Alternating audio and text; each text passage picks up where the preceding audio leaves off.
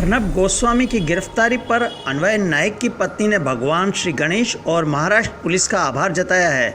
उन्होंने अपनी बेटी के साथ प्रेस कॉन्फ्रेंस में कहा, आज संकष्टी चतुर्थी का दिन मैं मेरे गुरु गणपति का आभार मानती हूँ। मैं 5 मई 2018 का दिन भूल नहीं सकती। मैं अक्षत नाइक और मेरी बेटी 2018 को भूल नहीं सकते। खबर है कि उनका कहना है कि मैंने महाराष्ट्र पुलिस से पहले कई लोगों से गुहार लगाई, कई नेताओं के पास गई, लेकिन किसी ने मेरी मदद नहीं की। आज की कार्रवाई के लिए महाराष्ट्र पुलिस का सलाम करती हूं। खबरों पर भरोसा करें तो अन्वय की पत्नी का कहना है कि सुशांत सिंह राजपूत ने खुदकशी की, यह बुरा हुआ। अर्नब ने इसलिए खूब शोर मचा रहे हैं, लेकिन मेरी सास और मेरे पति की मौत के जिम्मेदार वही हैं। पिछली सरकार ने इस मामले को दबा कर रखा। न्याय पाने के लिए मैंने हर चौखट पर दस्तक दी, लेकिन मुझे इंसाफ नहीं मिला। मुझे न्याय कब मिलेगा? अर्नब ने मेरे परिवार का बुरा किया है, वह इस चीज़ के लिए जिम्मेदार है। उनकी गिरफ्तारी होनी ही चाहिए। मैं आप सबके हाथ जोड़कर विनती करती हूँ कि नाइक परिवार को न्याय मिले। इसके लिए आप सब मदद करें। जो लोग सुशांत सिंह राजपूत के लिए लड़ाई लड़ रहे हैं, वह नाइक परिवार के लिए भी लड़ाई लड़ें। अन्वय की पत्नी का एक वीडियो भी वायरल हो रहा है, जिसमें वे अपनी बात कह रही है। आप भी सुनिए वे क्या कह रही हैं। नमस्कार, मैं अक्षता नाइक, अन्वय मधुकर नाइक की पत्नी और कुमुद मधुकर नाइक की बहू, उनको श्रद्धांजलि अर्पित करती हूँ। आज 5 मई का दिन मेरे जीवन में बहुत महत्व रखता है। 2 साल पहले यही दिन मेरे सास और मेरे पति ने अलीबाग के फार्म हाउस पे आत्महत्या की। आत्महत्या के पास जो चिट्ठी लिखी हुई थी, जो सुसाइड नोट छुड़ी हुई थी, उसमें लिखा हुआ था कि मेरे मृत्यु को अर्नब गोस्वामी कारणीभूत है, और ये सच है। अर्नब गोस्वामी का जो रिपब्लिक टीवी बना हुआ है, वो मेरी पति की लाश आखिरी निर्मित थी।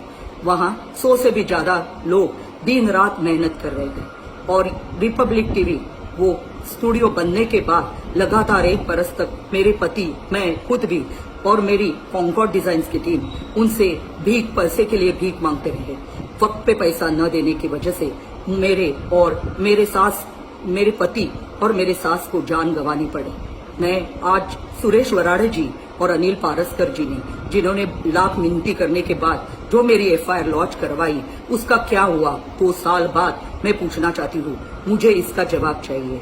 मैं जो भारतवासियों को और सारे दुनिया भर के लोगों को एक इंसानियत के नाते रिक्वेस्ट करना चाहती हूँ, विनती करना चाहती हूँ कि मेरे और मेरे बेटी के साथ खड़े रहे।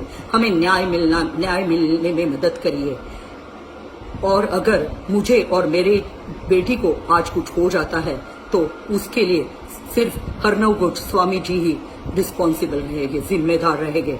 मैं अर्नब जी से पूछना चाहती हूँ और सारे लोगों से पूछना चाहती हूँ, हर सुरेश वराड़े जी, अनिल पारस्कर जी से भी पूछना चाहती हूँ कि यही घटना अगर आपके घर में घटी हुई होती, तो ये FIR ऐसे ही कचरे के डिब्बे में जाती थी क्या?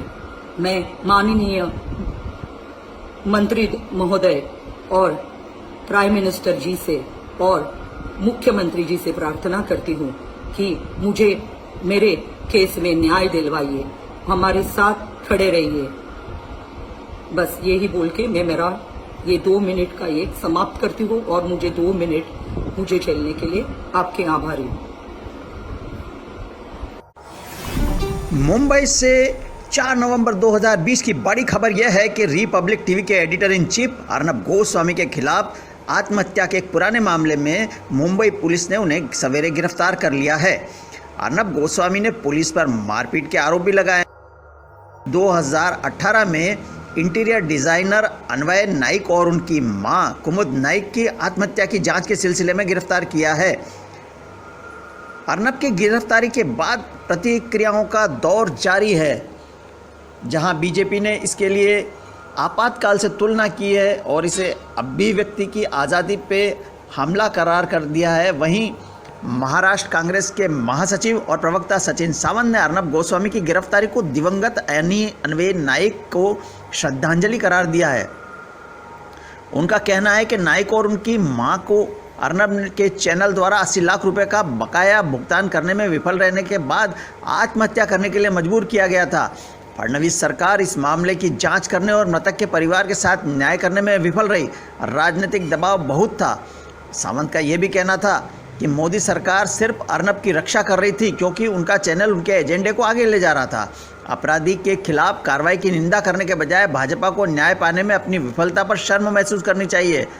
हम MVA सरकार द्वारा की गई कार्रवाई का स्वागत करते हैं, लेकिन केंद्रीय महिला एवं बाल विकास मंत्री स्मृति ईरानी ने ट्वीट किया, स्वतंत्र प्रेस के लोग अगर आज अर्नब के समर्थन में खड़े नहीं होते हैं तो आप रणनीतिक रूप से फांसीवादी के समर्थन में हैं। आप भले ही उन्हें पसंद नहीं करते हो, आप उनको चाहे मान्यता नहीं देते हो, भले ही आप उनकी उपस्थिति को नज़रअंदाज करते हो, लेकिन अगर आप चुप रहे तो आप दमन का समर्थन करते हैं।